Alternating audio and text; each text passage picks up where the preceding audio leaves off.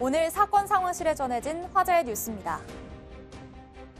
한 야외 축구장에서 현대판 과거 시험이 치러져 눈길을 끌었습니다.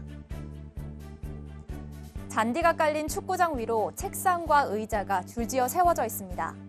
응시자들은 발열 검사와 손소독을 마친 뒤 시험장으로 들어가는데요. 마치 옛날 과거 시험을 연상케 하는 분위기 속에서 치러지는 시험. 알고 보니 이 시험은 안산도시공사가 사회적 거리두기 방식으로 진행한 채용 필기 시험입니다. 응시자끼리 접촉을 막기 위해 좌우 5m 간격으로 책상을 배치했고 시험 기간 내내 모두 마스크를 착용했는데요.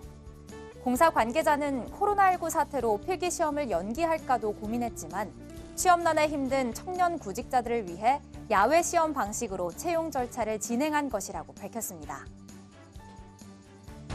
래퍼 마이크로닷의 부모가 항소심에서도 실형을 구형받았습니다. 검찰은 지난 3일 진행된 결심 공판에서 사기 혐의로 기소된 마이크로닷의 아버지와 어머니에 대해 각각 징역 5년과 징역 3년을 구형했습니다. 1심 재판부는 이들 부부에게 징역 3년과 징역 1년을 선고했고 검찰과 부부는 모두 항소했는데요. 이들 부부는 1998년 충북 제천에서 목장을 운영하면서 친인척과 이웃 등 14명에게 4억 원을 빌린 뒤 갚지 않고 뉴질랜드로 도주한 혐의를 받고 있습니다.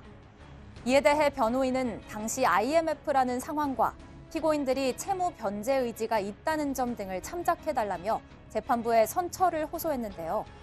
이들에 대한 항소심 선고는 오는 24일에 열릴 예정입니다.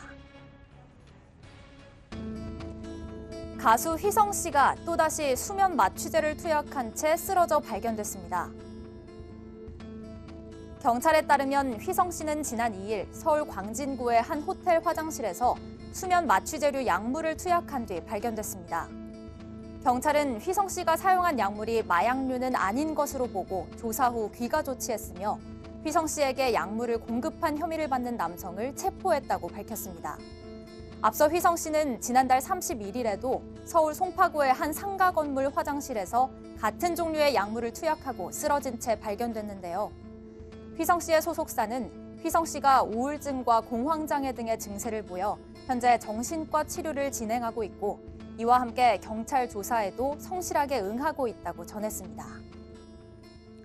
네, 가수 휘성 씨가 지난 31일이었죠. 그때 이 송파구의 한 건물 화장실에서 약물 투약하고 쓰러져 있어서 나중에 조사해보니까 그건 마약류 아니어서 다시 귀가 조치를 했는데 이틀 뒤에 또 약물을 투약하고 쓰러진 채 발견이 됐다고요? 예, 두 번에 걸쳐서 연 이틀간에 걸쳐서 그런 일이 있었고요.